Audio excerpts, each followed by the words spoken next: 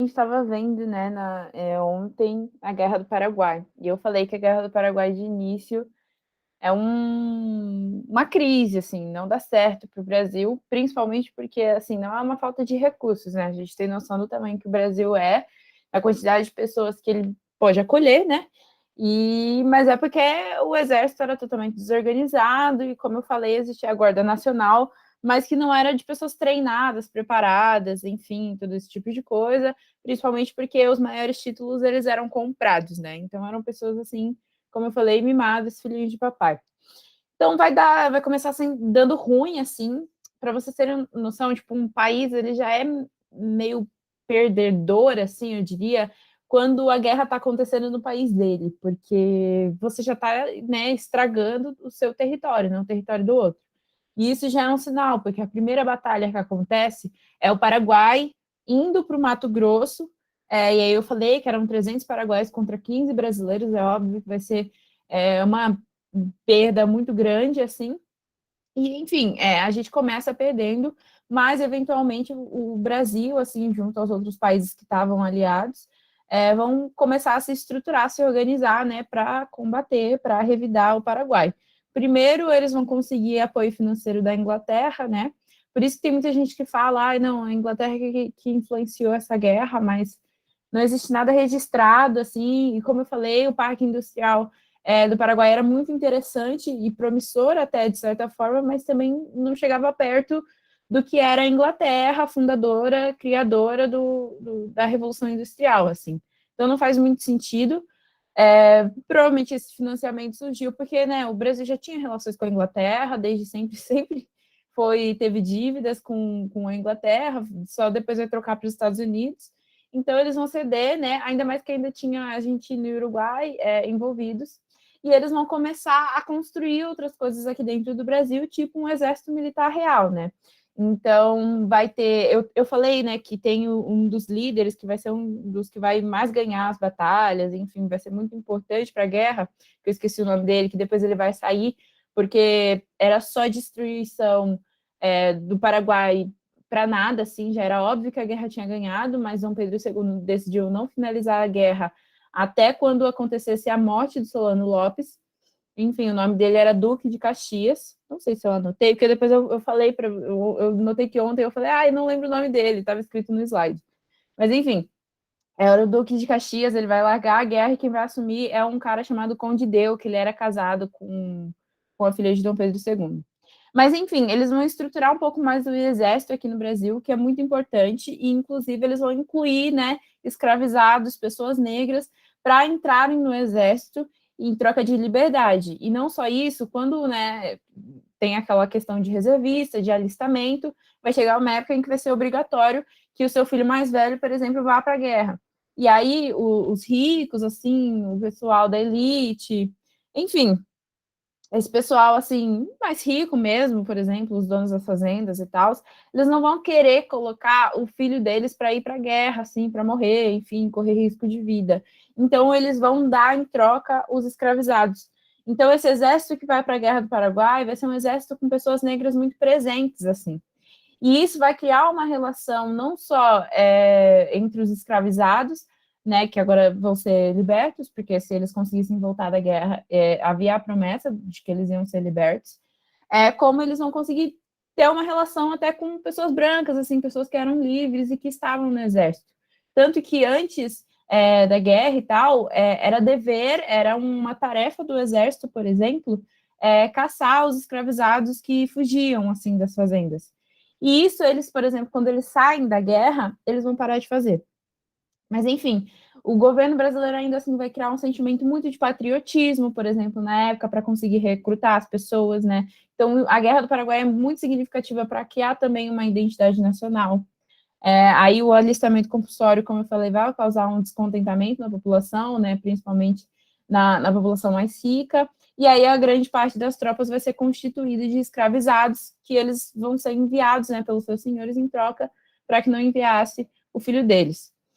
A guerra só vai acabar com a morte de Solano Lopes, como eu falei, era uma insistência de Dom Pedro II, mesmo depois da população paraguaia já ter sido dizimada, assim, se eu não me engano, 50% da população mesmo morreu, 50%, metade dela morreu. Até hoje, assim, o Paraguai, por exemplo, ele é um país que ele tem uma maioria de população feminina por causa do que aconteceu na guerra, assim, herança assim da guerra, porque boa parte dos homens que estavam no exército foram mortos. Então, enfim, o período final da guerra foi marcado por um enorme massacre, assim, da Tríplice Aliança no Paraguai, que se manteve lá sem necessidade nenhuma, apenas para conquistar a morte, né, desse líder, que era o Solano Lopes, e foi a guerra mais sangrenta da América do Sul. Consequências: praticamente metade da população morreu, do Paraguai. A dívida dos aliados cresceu vertiginosamente, porque, como eu falei, eles vão ter que pedir um empréstimo para a Inglaterra e tal.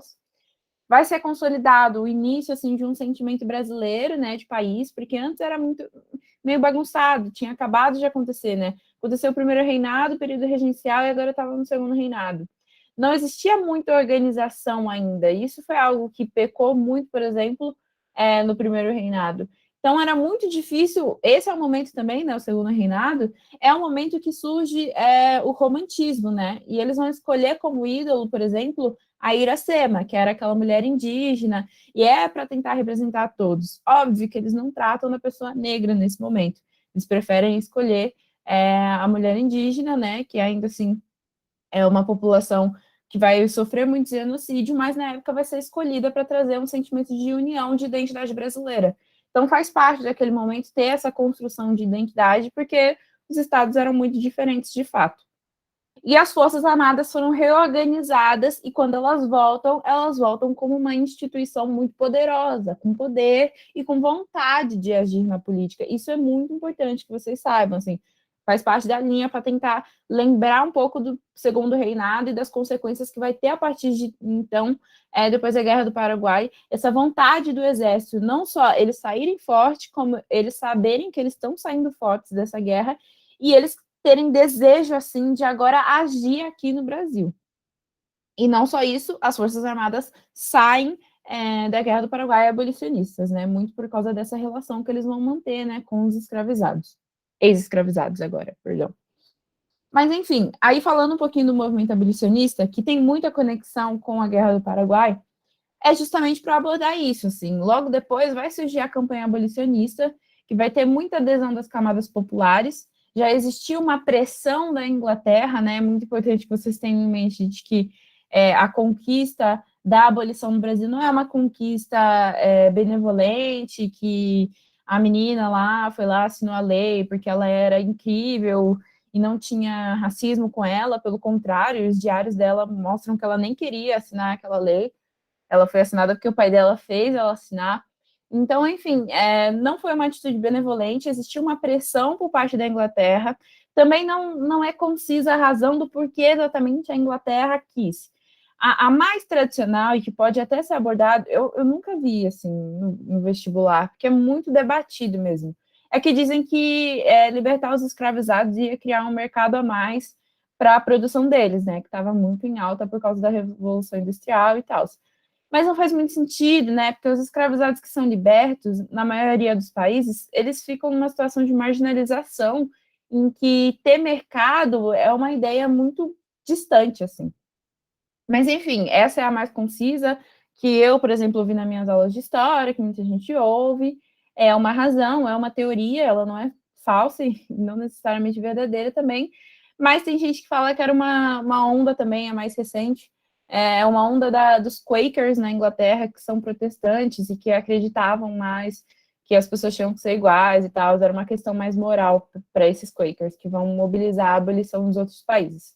Enfim, o que importa é que vai ser uma pressão da Inglaterra para que a abolição chegasse aqui, e isso já estava acontecendo, ó, faz uma cota, vão ter vários tratados lá para 1810 já, ó, então já faz um tempo, pedindo que o Brasil faça algo, pare com algo, e eles vão fazer aqueles tratados, né, que é para proibir o tráfico, só que é o que eu chamei na nossa aula passada, eles chamavam de leis para inglês ver, porque é só para eles verem, na prática não acontecia. Vai rolar mais e mais pressão, até que, por exemplo, surge a lei de Eusébio de Queiroz, que aí é uma lei nacional falando que não ia ter mais tráfico, essa sim teve um pouco mais de influência, E, enfim, foi um processo, né? Mas que já vai ressurgir com a campanha abolicionista aqui no Brasil. Então, vai ser uma adesão das camadas populares, vai ter muita ajuda das Forças Armadas, vai ter o desenvolvimento de uma imprensa abolicionista, né?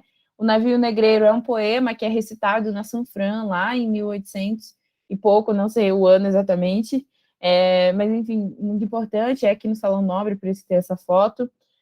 Então, vai ter uma imprensa abolicionista, sabe? Luiz Gama, na época, escrevia muito para os jornais. Eu coloquei ali do lado André Rebouças também. Eu vi muita. Eu confesso que eu fiquei doida, assim, que recentemente eu vi gente falando que o André Rebouças era para ser de direita, assim. Mas ele era um dos caras que mais falava sobre abolição, e não só isso, ele vai criar uma sociedade brasileira contra a escravidão. E ele vai dizer que, por exemplo, depois da abolição, não devia ser só a libertação dessas pessoas, assim, devia ter uma reestruturação para essas pessoas. Por exemplo, fazer uma reforma agrária, assim, redistribuir as terras no Brasil para pessoas negras poderem se estruturar. E eu acho isso muito distante de um pensamento de direita, assim, apesar dele ser monarquista. Mas, enfim, só essa observação. A gente também tem o José do Patrocínio, que combina muito com o nome, ele trabalhava muito com eventos e tal. São pessoas, assim, que vão fazer parte da campanha abolicionista, pessoas negras, assim, importante pontuar, que a gente ouve muito falar em pessoas brancas, mas a campanha abolicionista é muito presente, muito forte com pessoas negras. Luiz Gama, por exemplo, vai conseguir libertar mais de 500 pessoas antes da abolição da Lei Áurea. Então, enfim, vai ser uma campanha muito protagonizada por pessoas negras conquistando a própria liberdade. E vão surgir também grupos abolicionistas radicais. A gente tem essas pessoas que vão estar na imprensa, vão estar divulgando ideias, mas também vão ter grupos abolicionistas que iam lá nas fazendas e libertavam os escravizados à força, como os caifazes, e também o exército vai se tornar abolicionista, então esses escravizados que vão fugir com a ajuda dos caifazes, por exemplo, não vão ser perseguidos pelo exército. O exército vai se recusar a perseguir esses escravizados fugidos. Enfim, outra coisa importante, isso tende a cair na FUVEST, acho que vale a gente olhar quando a gente for fazer a revisão de FUVEST, é falar da lei de terras. Não vai cair muito, eu acho, no Enem, assim, o Enem está cada vez menos crítico, assim, ainda mais para a história do Brasil. Mas, enfim, a lei de terras é uma lei que é criada em 1850 para estabelecer de que qualquer terra agora no Brasil ela teria que ser adquirida de forma monetária. Então, você teria que ter dinheiro. Não existe nenhuma outra forma de você conseguir aquela terra, nem se ela estivesse totalmente livre. Agora, todas as terras eram propriedade privada do Estado e para você adquirir elas, você teria que comprar.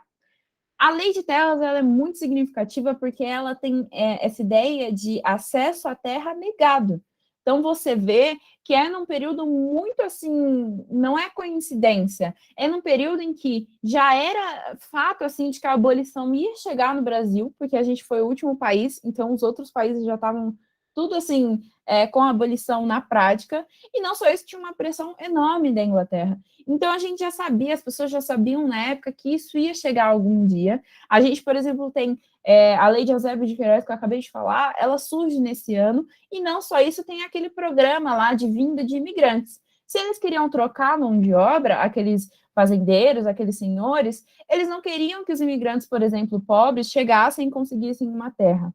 Isso vai até acontecer muitas vezes e tal, não é que é exceção, assim, nunca vai acontecer, mas é uma lei que é criada justamente para ter uma dificuldade no acesso à terra aqui no Brasil. E ela é muito significativa por causa disso, assim. Ela é uma das primeiras leis assim que contribui muito para esse debate, porque ela nega o acesso à terra, ela dificulta 1000 vezes mais, ainda mais para os escravizados que vão se tornar livres lá para frente.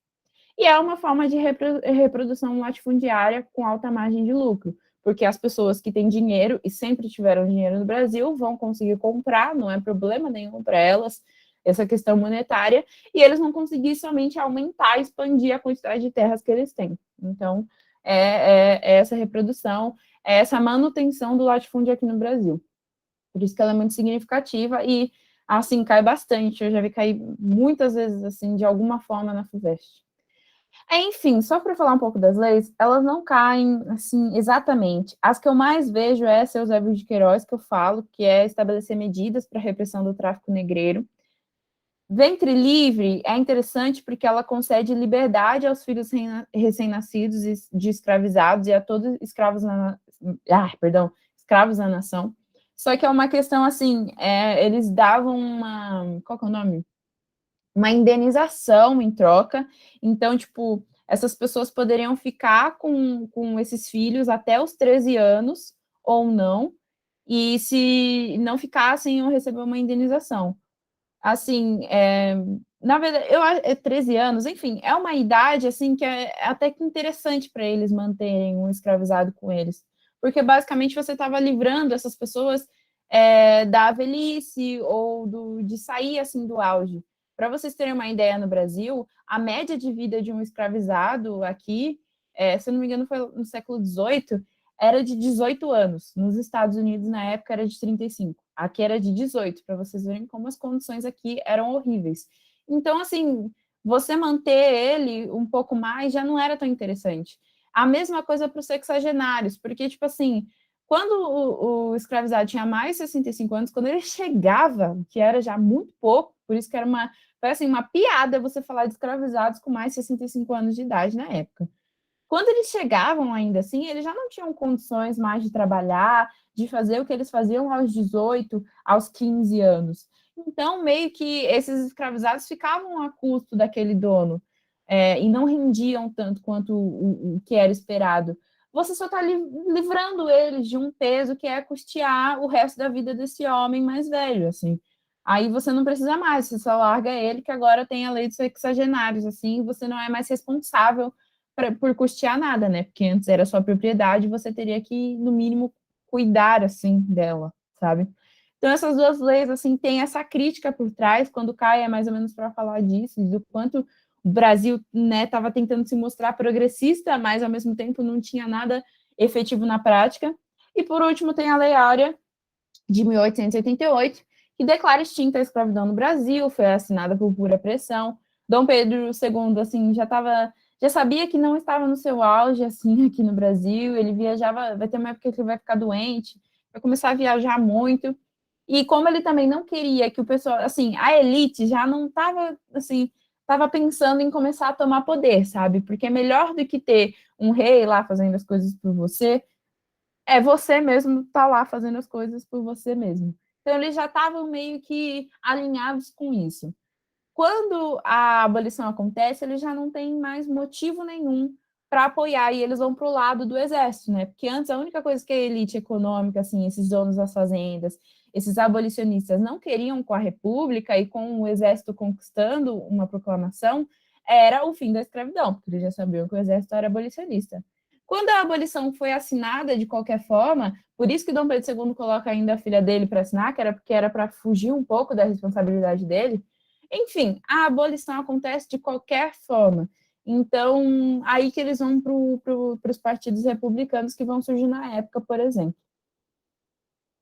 Aí, o movimento para a proclamação da República fica muito forte, começa a ser articulado, o exército já estava numa linha positivista muito forte, vão ter escolas, assim, tem a escola militar da Praia Vermelha no Rio de Janeiro, assim, que vai ser uma escola, assim, realmente para difundir ideias, fazer discussões entre as Forças Armadas, assim, os membros dela, e vai acontecer a proclamação da República. Como eu falei, não vai ter muito. Vocês podem notar que vai ser um ano depois, assim. Então, foi realmente muito dessa questão, assim, a elite que já tinha interesse em ter uma república, que aí você pode organizar, ser eleito e estar lá, que é o que vai acontecer na República Oligárquica. Eles só estavam esperando essa questão abolicionista, assim, que óbvio, eles não eram a favor, então eles não ficavam do lado do exército. Quando ela foi conquistada, de qualquer forma, já não tinha mais o que fazer, como eu acabei de falar. E aí vai ser articulado e tal. Quem vai fazer a proclamação vai ser o Marechal Deodoro, né?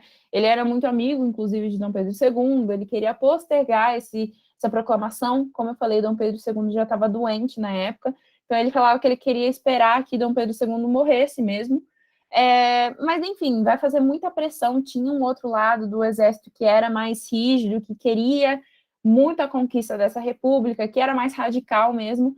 Vai pressionar que ou ele dá essa proclamação, ou a gente mesmo tira ele e a gente mesmo dá.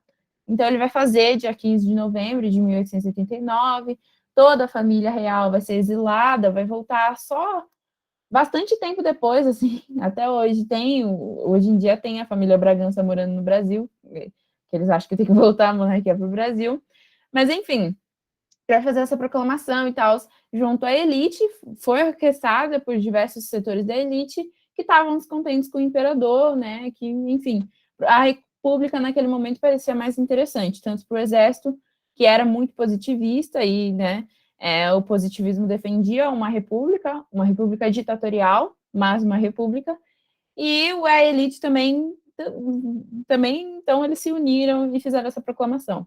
Tanto que vocês podem ver, né, que a república, ela tem esse conceito lá, quando foi fundada, a ideia de uma república, de um governo republicano, é para ser uma coisa pública, né? É literalmente a tradução da palavra. Mas aqui no Brasil a gente não teve isso, a gente teve o contrário, assim. Tem um texto, né, que eu li durante as nossas aulas, assim, ao longo do ano, de um cara chamado Aristides Lobo, que ele fala assim, que, tipo, o povo nem sabia que estava acontecendo, sabe? O povo provavelmente passou por aí, por esse momento, e achou que era uma festa do império, assim, porque não teve participação popular nenhuma para a construção de um governo que deveria ser público, deveria ser popularizado, e foi pelo contrário aqui no Brasil. Então, enfim, os militares tiveram um papel extremamente decisivo, como eu estou tentando dizer já, por isso que a Guerra do Paraguai tem muita relação com o que acontece no Segundo Reinado, é importante que vocês lembrem dela, e fala, né, eu coloquei essa frase, a Força Armada ao nosso lado, qualquer agitação de rua seria não só um ato de loucura, mas principalmente uma derrota de rua antecipada. Então, eles não teriam força para destituir o Império se não fosse pelo exército ao lado deles, né? Então, aí também já dá para ver uma linha de um exército militar, de uma forças armadas que está muito presente e quer muito intervir na história do Brasil. Na época, inclusive, Dom Pedro II vai tentar proibir com que o exército tenha participação política, mas, né, isso vai ser mais ruim para ele vai ficar mais mal visto. E como eu falei, o Marechal Deodoro da Fonseca que vai ter papel central nesse processo, e ele que vai ser o primeiro presidente do Brasil, assim, já é dos Estados Unidos do Brasil, de 1889 a 1894, só que ele não vai conseguir se manter muito tempo, ele era bem ditatorial, ele tinha essa linha positivista bem tradicional, e, enfim, não vai conseguir se organizar muito bem, fazendo com que logo depois quem assumisse fosse o Floriano Peixoto, que apesar de ser assim, as pessoas não estarem gostando do Deodoro da Fonseca por ele ser duro, o Floriano Peixoto vai ser mais ainda. Então, enfim, não vai dar muito certo, esses dois presidentes, né, que eram militares, vão eventualmente sair, e quem assume é a República Oligárquica, que aí já diz na palavra, já falei, oligarquia é o governo de poucos, então é a elite realmente assumindo a república no Brasil. E aí, para os nossos últimos 15 minutos aqui, é importante, né, separar. A República da Espada é justamente por isso. A gente tem militares no poder, espada, arma e tal. E aí a gente tem o Marechal Deodoro, o Peixoto, eles começam a fazer algumas mudanças, né? Vai surgir uma Constituição em 1889, 1890, na verdade. As províncias vão passar a serem estados, então antes era a província do Pará, a província de São Paulo, a província do Rio de Janeiro, passa a ser estado do Pará, estado de São Paulo, estado do Rio de Janeiro, cada um teria a própria Constituição. Até hoje, estados, assim, ela é óbvio que ela é mais fraca que a Constituição Federal, mas cada estado teria sua própria Constituição, né? O início até de um federalismo, assim, que cada estado vai ter um pouco de independência, separação entre Estado e Igreja, né, que é a criação de um registro civil, por exemplo, não era mais só na Igreja. Cemitérios passam a ser secularizados, então é independente da religião, no sentido de que antes era tudo da Igreja, então se você não fosse católico, você não ia ser enterrado, assim, literalmente.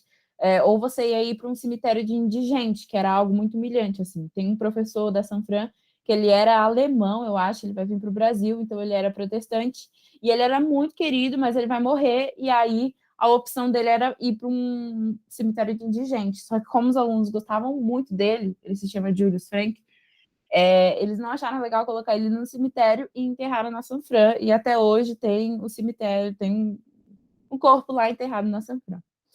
Enfim, vai ter uma aprovação de projeto de Constituição, como eu falei, em 1891. É que eu acho que ela vai ser feita desde 1890 mesmo, tanto que em fevereiro Enfim, vai ser feita por Rui Barbosa, um político, assim, vai se envolver muito com as políticas aqui do Brasil e tal, então ele vai ajudar no projeto de Constituição, e vai aplicar reformas judiciárias, financeiras. Rui Barbosa, inclusive, é a pessoa que vai queimar todos os papéis, documentos, registros que a gente tinha sobre a escravização aqui no Brasil, de forma que a razão pela qual a gente não sabe muito da nossa origem, assim, pessoas miscigenadas, pessoas negras, não sabem muito da origem, se, enfim, teve alguma relação com algum escravizado, é por causa disso, foi queimado tudo.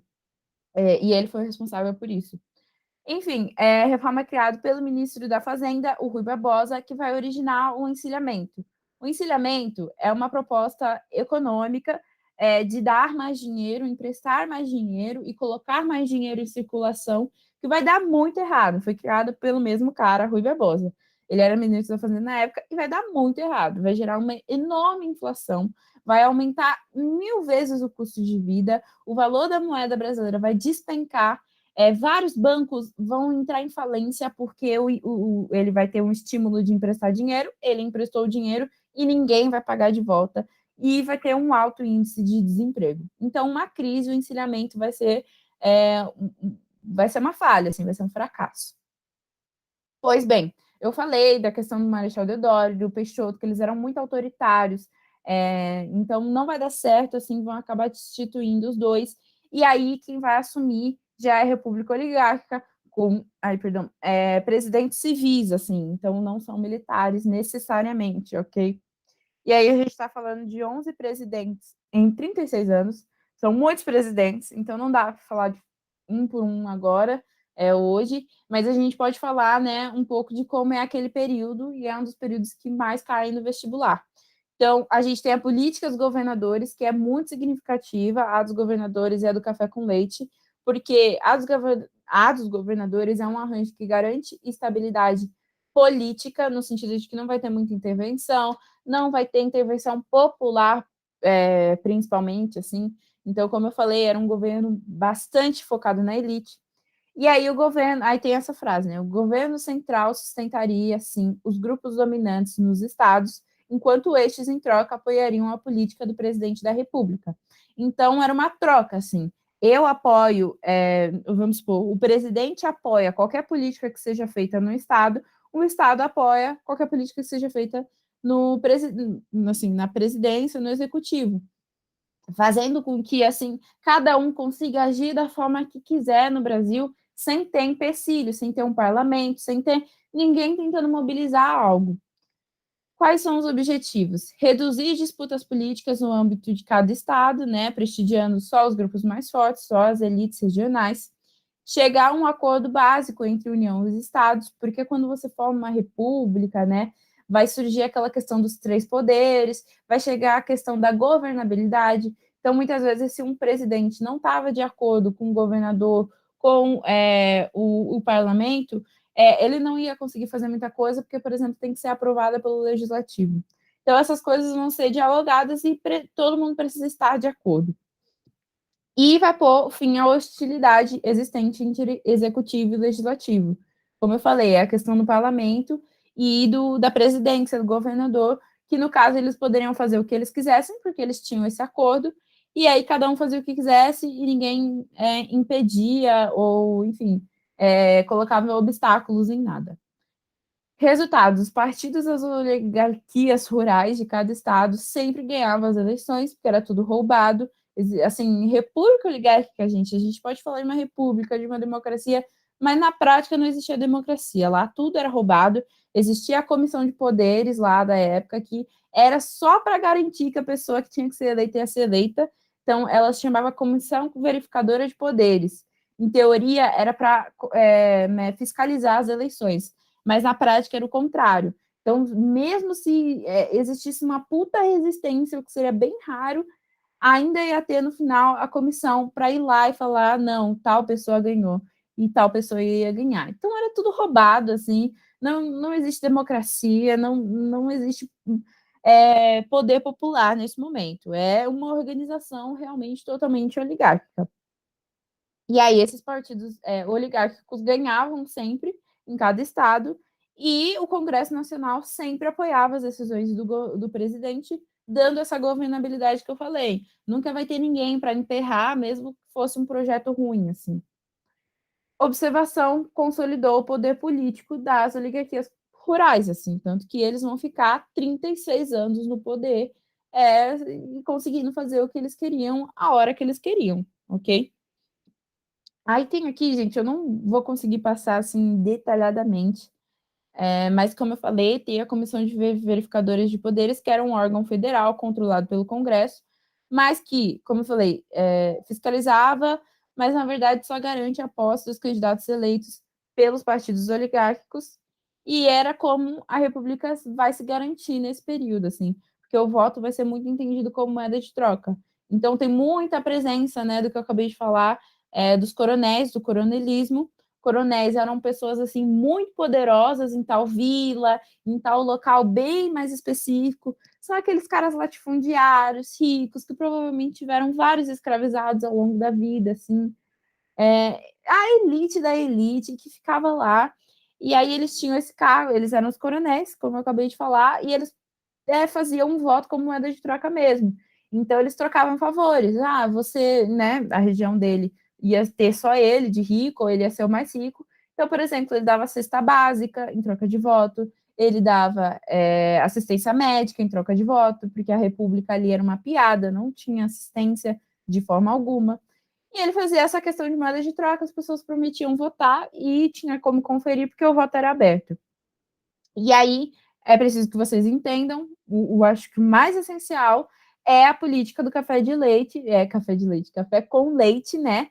Que é a alternância de governos entre Minas e São Paulo, Minas e São Paulo. Minas era para ser, né, o leite, café era para ser aqui em São Paulo. Então sempre a gente ia ter um presidente indicado por Minas, outro presidente indicado por São Paulo, um presidente, enfim, vai ficar nisso. Tanto que vários presidentes dessa época vão ser franciscanos, assim, né? Como eu falei, era a elite que estava sendo eleito lá para ser presidente, e aí vai ficar nessa alternância.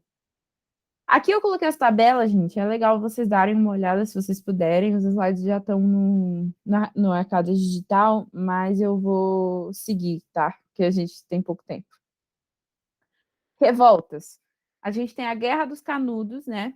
Com o Antônio Conselheiro, que vai chegar num território lá no Nordeste, que era vazio. O Nordeste, a gente, estava numa miséria social terrível, né?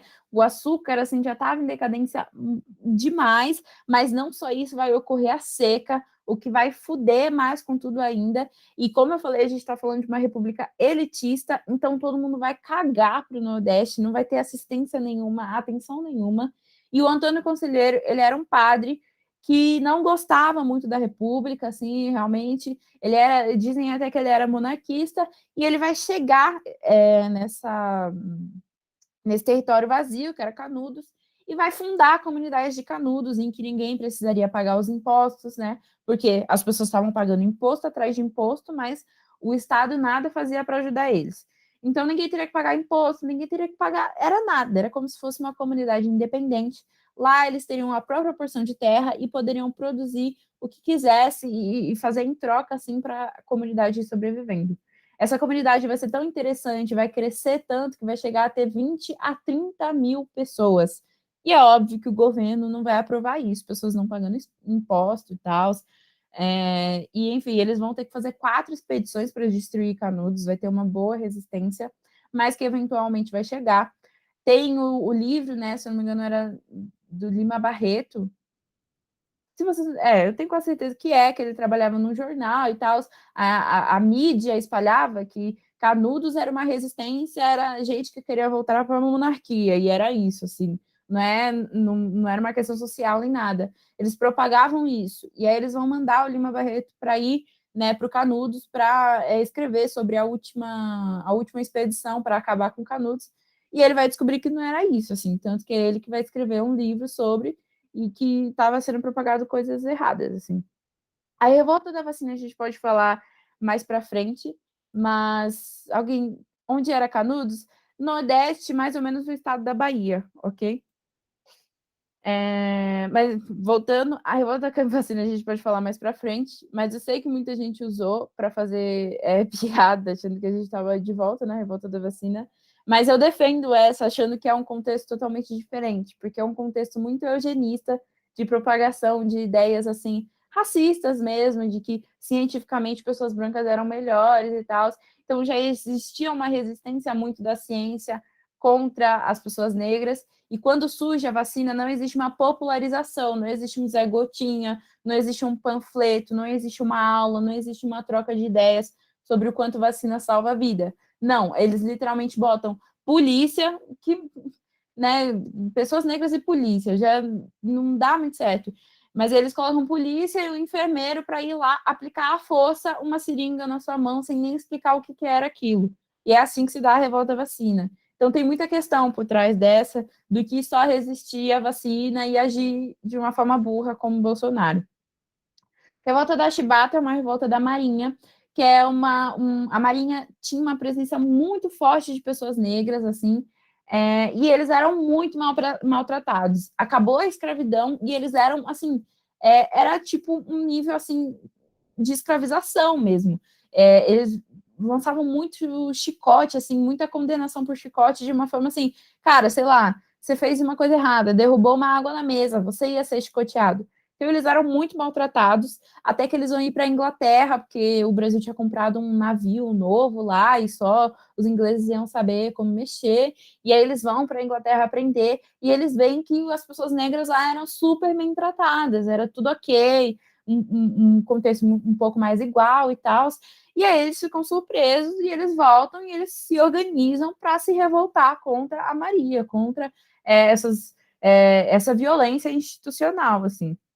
Inclusive vai ter, né, o João Cândido como líder. Inclusive, eles vão mirar canhões, literalmente vão atirar, e eles vão fazer uma estratégia tão boa que os gringos que estavam aqui no Brasil e viram esse ataque dessa revolta, eles vão falar que tipo era uma das melhores assim estratégias marítimas, não sei direito falar, que eles viram na vida, assim. Então, enfim, vai ter o líder como o João Cândido, que depois, assim, vão prender essas pessoas que foram anistiadas numa prisão e vão deixar cal lá, porque tinham acabado de limpar a prisão. E todo mundo vai morrer, menos o João Cândido. Então, ele vai enlouquecer pouco tempo depois. Guerra do Contestado é muito parecida também com a Guerra de Canudos. Enfim, vai chegar um investimento estrangeiro aqui no Brasil, por parte da Inglaterra, inclusive, mas enfim, é um investimento estrangeiro para a construção de ferroviárias aqui no Brasil. E aí, a companhia era chamada de Brazil Railway. E eles queriam fazer uma ferrovia, por exemplo, do Rio Grande do Sul até o Rio de Janeiro. E eles vão separar, assim, 30 quilômetros de espaço para construção. Só que não vão construir, assim, vão demorar muito tempo para construir, muito tempo, vão desocupar várias pessoas que estavam naquele ambiente, então é uma construção sem estudar a questão de lá, de quem estava morando, e esse terreno vai ficar vazio, vazio, vazio, vazio, até que um grupo de pessoas desempregadas, a crise econômica estava muito forte, gente, então essas revoltas, elas iam acontecer, assim, e aí estavam essas pessoas desempregadas, sem território, sem lugar para morar, e eles vão ocupar o ambiente, por isso que eu falo que é similar a Canudos, assim, só que é mais para a região do sul, aqui, Santa Catarina, ó, aqui é a área contestada. E eles vão ocupar esse ambiente, o governo vai desaprovar e vai fazer a mesma coisa que fez em Canudos, vai mandar a gente para assassinar todo mundo lá, que vai resultar entre 10 e 15 mil mortos. Por último, é o último tema, desculpa ter ido muito rápido, é só para falar do convênio de Taubaté, que é um convênio, e isso é a terra da grávida de Taubaté, hoje foi muito superado pela grávida, mas hoje em dia também tem o parkour de Taubaté, coisas lendárias acontecem em Taubaté. Mas, enfim, vai ter o convênio, que é mais ou menos o quê? Foi em 1906 e o café estava indo meio mal, assim, não estava sendo tão rentável você plantar café aqui no Brasil. Não estava dando a mesma quantidade de dinheiro. E aí, esses fazendeiros, essa elite que já estava no poder, que eram os presidentes, gente, eles vão começar a se organizar para pensar. O que acontece é que as plantações aqui, né, essa questão agrária no Brasil, ela é muito crítica justamente por isso, porque você tem um monte de gente plantando o mesmo produto e eles fazem questão, eles fazem uma monocultura, né, como chamam, fazem questão de plantar lá no território a qualquer custo, eles só querem ficar mais ricos. Inclusive, eu li eu fui na exposição da Carolina Maria de Jesus, foi muito interessante, porque tinha um trecho dela falando que ela passava fome e tal, ela tinha filhos, E ela vai trabalhar numa fazenda de café. E ela pede pro cara, pro dono dessa fazenda, dar tipo uma pequena porção de terra para ela plantar algo para ela comer. E ele não vai deixar, ele vai falar que lá só se planta café. Então, enfim, eles só estão interessados no lucro e eles não querem saber assim de nada além disso. Então, vai envolver Rio de Janeiro, São Paulo, Minas Gerais, a elite que se envolvia muito com a questão do café, e eles vão se reunir para minimizar os impactos dessas crises internacionais, inclusive, que estavam diminuindo a procura. Mas não só isso, a oferta também estava gigante, porque a gente só produzia a qualquer custo, a qualquer hora, e sem nem pensar economicamente se isso seria bom. Só que eles, como eu falei, estavam totalmente desinteressados nisso. Investir numa indústria aqui no Brasil, ninguém queria. Mais uma vez, a defesa era que o Brasil era agrário. Enfim, eles vão fazer esse convênio para tentar fazer um equilíbrio entre oferta e procura, para evitar essas grandes oscilações que aconteciam no preço. Então, às vezes tinha muito produto, enfim, estava uma bagunça. E o que eles vão fazer? Eles vão fazer o governo, o Estado, comprar o excedente de café que existia, né, que estava sobrando, que estava fazendo o preço do café descer. Então, assim, eles não vão começar a produzir menos e tentar dinamizar os investimentos deles, eles não vão fazer nada disso. Eles vão fazer, literalmente, o governo comprar os excedentes. Uma coisa que cai muito, que acho que vocês ouviram, é que posteriormente o Vargas vai queimar o café. E aí, não tenho essa ideia, já caiu numa questão que era pegadinha, perguntando, o governo estava até, era comprar café para queimar. O plano inicial não era esse. Eles achavam que o governo ia comprar essa sobra, ia chegar um momento que o preço ia se estabilizar, ia até crescer, e aí, quando crescesse, eles iam conseguir vender esse excedente de café que o governo comprou. Só que não vai rolar, assim, eles sempre vão continuar produzindo, porque eles nunca vão conseguir ter um equilíbrio suficiente. Aí vai acontecer que Vargas vai ter que queimar, e ele que, inclusive, vai fazer uma política de defesa do café, inclusive, que ele chama de política de defesa, mas que é justamente falando para esses caras, vocês têm que parar de produzir a qualquer custo. E uma observação, só para terminar do convênio de Taubaté, é que é uma república que se dizia liberal a todos os custos, mas quando foi interessante para eles, precisou o governo interferir na economia, né? Justamente para mostrar a influência da elite cafeeira. É isso, gente. Já vou finalizar. Alguma dúvida?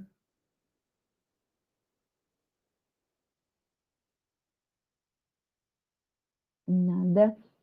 Então é isso. Muito obrigada. Eu nem parei para pensar que era